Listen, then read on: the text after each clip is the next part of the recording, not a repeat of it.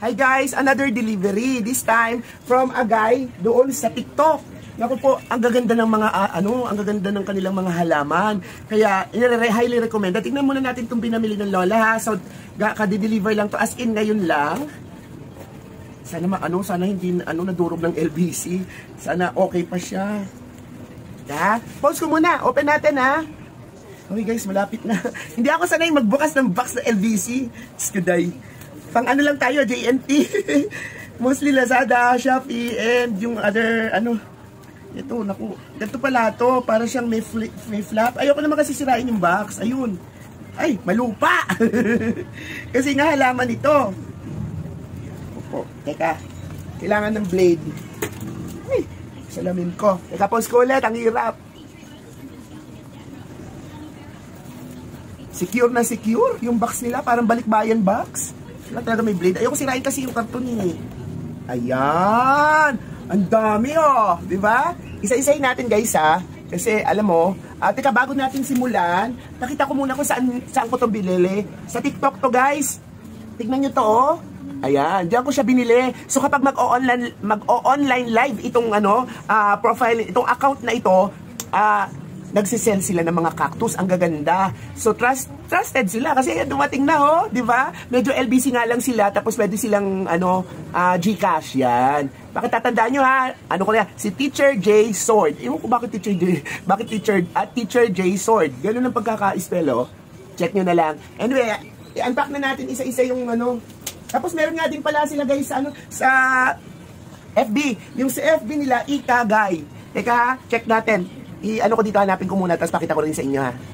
Okay guys, ayan siya oh, Ika Guy. Andiyan dyan sila, pwede mo silang i-message dyan, pero usually nagtitinda sila via live. Pagka nakapili ka na, nag-mine doon, pwede mo nang i-message dito yung mga minine mo, kasi di ba may screenshot yon. Tapos compute nila, tapos babayaran mo via GCash, tapos ipapa-LBC nila. At least, alam natin na legit sila, kasi eto na, dumating na yung sa akin. Natin siya, i-unpack natin siya, isa-isa, papakita ko sa inyo kung ano itong mga to. Pero pause ko muna, kukuha kasi, malupa kasi siya guys, wala akong container. Mamaya magkalat ako ng lupa. Sandali lang, wala akong container doon ha. Ayan, rekta ko na silang ilalagay dito sa paso isa-isa. Kada unpack, basta na dito sila sa gilid. Para at least hindi na siya masyado magkakalat ng soil. Ay, ang galing, sinama niya pati yung paso. Sabi ko, wag na eh. Pero anyway, okay na rin sa akin yan. Sabi ko kasi wag na isama yung soil kasi, yung paso. Kasi may sarili talaga yung paso ang Lola. Yung isang paso ng Lola, lahat terracotta. Kasi binibilad ko lang sila sa araw. Ulan araw yung aking mga dito eh. Tapos yung iba naman naka-indoor. So, kasi ako conscious ako sa dryness. So kapag dilig ako ng dilig, kaya talaga terracotta ang ginagamit ko. Hindi ako gumagamit na teka nga, dito ko na nga lang isalo kasi nagkakalat talaga ng lupa. Ay, may natumba pa lang isa, kaya nagkakalat ng lupa. Ay, dahan-dahan, baka mabunot siya. Yan na nga, nabunot na nga. Kasi balit na balit naman. Ayan o. Ayan. Puros gymnos ang binili ko muna. Kasi sabi ko, bibili ako ng mga sensitive. Rooted naman siya. Kaya lang parang hindi siya masyadong pero pwede na mabubuhay na yan. Alam ko nang gagawin dyan. Ang gagawin nyo lang dyan guys, medyo kuha kayo ng baso ng tubig, iganyan nyo lang muna siya.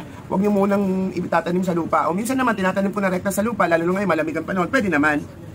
So eto na yung isa. Yan, dito ko na siya yan itatanim yan. Sakto yan no. Diba? Tingnan nyo, ang ganda ang ganda ng pattern, di ba? Oh, next.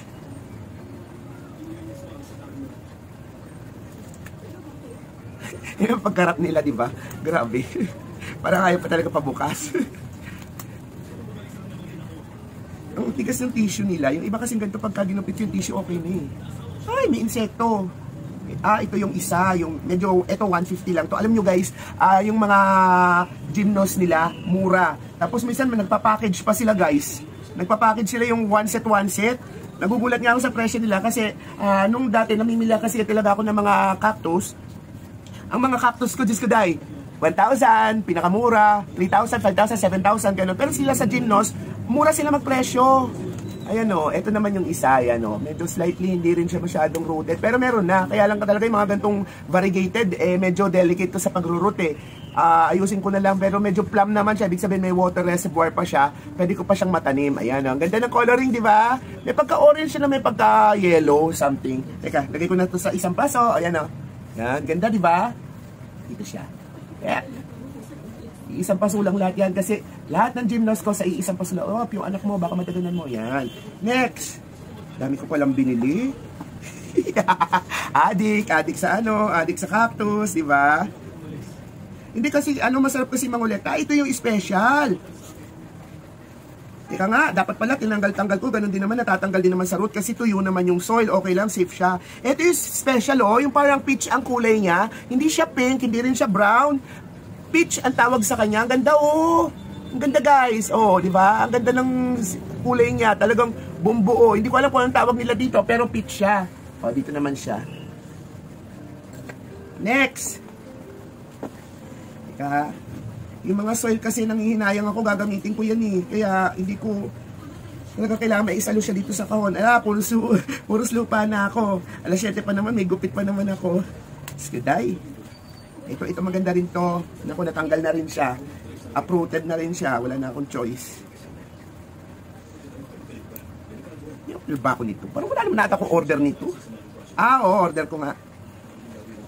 Ay! Natanggal yung anak. Naku, sayang na yan. Teka, Sandali Ayan siya guys Yan. Ito may pagka yung kanina yung may pagka peach. Nakita ko siya parang nagpi-peach siya tsaka nagye-yellow. So 3-tone siya, 3 kulay niya. Tapos may green, may yellow, may peach. Kaya kinuha ko to. Nag-mine ng lola pa mine. Di ba? Ang ganda naman kasi. Tingnan nyo Di ba? Sabi muna natin siya. Dito muna siya yan. Yung anak niya sayang. Kahit maliit yan, bubuhay ko yan. Diyos ko, alam niyo ba dati, nung panahon ng pandemya, ganyang kalaki 500! Nako, mga tao talaga, Kaya ang ginawa ko, nabisit ako nung pandemic, dahil mapagsamantala talaga. Kaya nag-stop buying ako nung pandemic. Hindi talaga ako namili. Ayaw ko.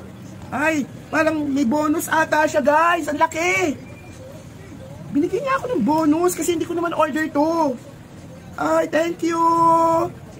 Ayan binigyan niya ako ng may slight variegation.